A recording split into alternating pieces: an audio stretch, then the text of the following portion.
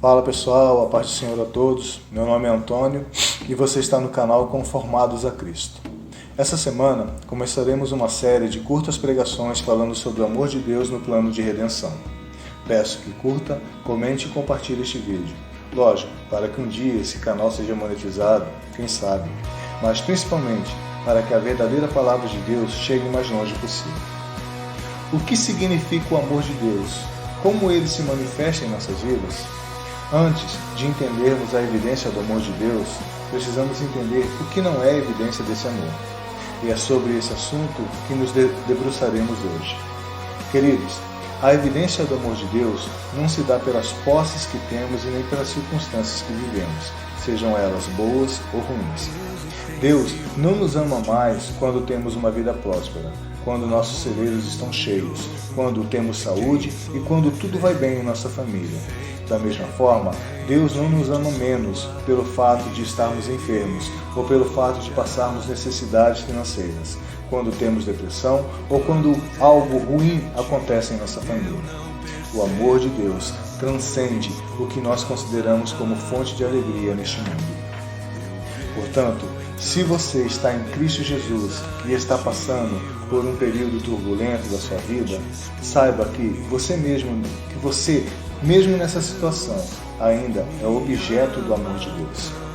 Romanos 8:28 vai dizer assim: todas as coisas cooperam para o bem daqueles que amam a Deus, os que são chamados e que são chamados segundo o seu propósito. Qual é o propósito de Deus aqui? O propósito de Deus para aqueles que o amam é que essas pessoas sejam conformados à imagem de Cristo. É nos fazer cada dia mais parecidos com seu Filho. Para entendermos o que o texto de Romanos tem a nos dizer, primeiro temos que dividi-lo em 3 partes. Primeira parte: todas as coisas cooperam para o bem daqueles que amam a Deus.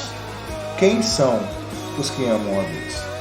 Para entendermos quem são os que amam a Deus, faremos um teste simples. Uma pergunta que você pode responder no silêncio do seu coração.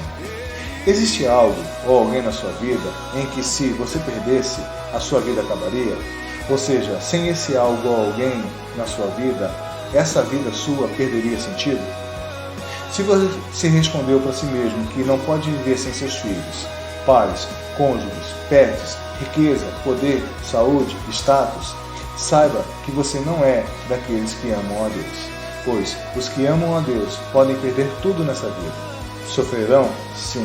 Se entristecerão? Sim. Mas não perderão o sentido da vida, pois o sentido de suas vidas é Cristo. Os que amam a Deus lançam todas as suas esperanças em Jesus, a ponto de dizer como Davi no Salmo 51, podemos perder tudo nessa vida, menos a presença de Deus, menos a alegria da salvação, que é a esperança da vida eterna. Os que amam a Deus são os que vivem na prática do Salmo 23, que diz: se o Senhor for o nosso pastor, de nada teremos falta, pois, se temos Cristo, temos tudo nessa vida. 2. Todas as coisas cooperam para o bem daqueles que amam a Deus. O que é esse bem? O bem aqui, o qual todas as coisas cooperam, não é a realização dos sonhos e projetos de nossa vida. Não é uma vida sem enfermidade, muito menos nossa prosperidade financeira. O bem nesse texto é sermos conformados à imagem de Cristo, é sermos cada dia mais parecidos com Jesus, o nosso Redentor. É crescermos de graça em graça, é sermos santificados dia após dia. É isso para que possamos receber no final a salvação e a vida eterna, pois quanto mais parecido com o Filho, mais estamos perto do Pai. 3. Por fim, todas as coisas cooperam para o bem daqueles que amam a Deus. O que são todas essas coisas? Todas essas coisas são todas as circunstâncias da nossa vida. Tudo o que nos acontece, seja bom ou ruim. Se você ama a Deus, tudo o que acontece na sua vida está contribuindo para que você chegue mais perto de Deus. Mais perto de Deus. Vamos ver como essas coisas contribuem? Primeiro, como as coisas boas contribuem para o nosso bem. Quando somos prósperos, se realmente amamos a Deus, a nossa prosperidade não é somente para nos sentirmos felizes e realizados.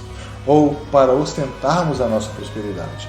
Usamos-na para o avanço do reino de Deus, investindo em missões evangelísticas para que mais e mais pessoas conheçam o verdadeiro Evangelho. Também temos compromisso com os mais necessitados, dando nossa contribuição para a melhoria da qualidade de vida dessas pessoas. Dessa forma, Deus está usando a nossa prosperidade para o nosso bem, para manifestarmos em obras a mudança do nosso coração em Cristo Jesus, e assim nos parecermos mais com Cristo, que sendo rico, se fez pobre por amor do seu povo.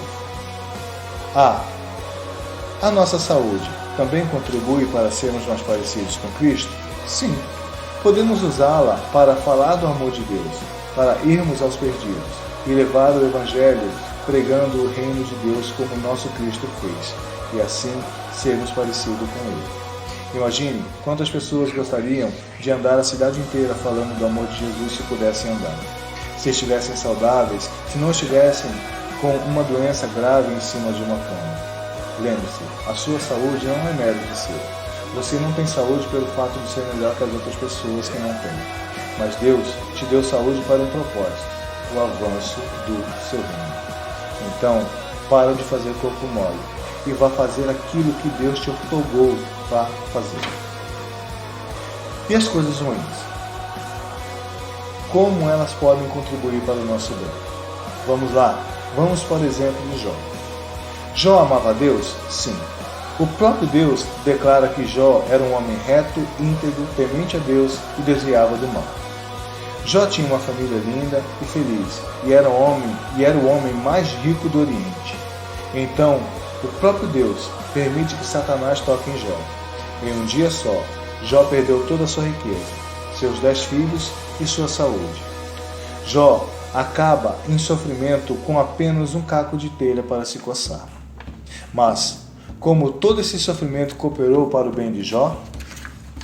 A palavra do Senhor diz em Jó 1,22 que em tudo isso Jó não pecou e não atribuiu falta alguma a Deus. Pelo contrário, Jó glorifica a Deus mesmo em meio a todo esse sofrimento e no fim reconhece que não conhecia Deus verdadeiramente, que esse sofrimento lhe proporcionou a ele uma visão majestosa e experimental de Deus. Nisso, o próprio Jó diz em Jó 42, bem sei que tudo podes, e nenhum dos teus planos podem ser frustrados. Quem é aquele, como disseste, que sem conhecimento encobre o conselho? Na verdade, falei do que não entendia, coisas maravilhosas demais para mim, coisa que eu não conhecia. Escuta-me, pois havia dito, eu falarei e te perguntarei, e tu me ensinarás. Eu te conhecia só de ouvir, mas agora os meus olhos te veem, por isso me abomino e me arrependo no pó e na cinza. Trazendo isso para mim e para você, chegamos à seguinte conclusão.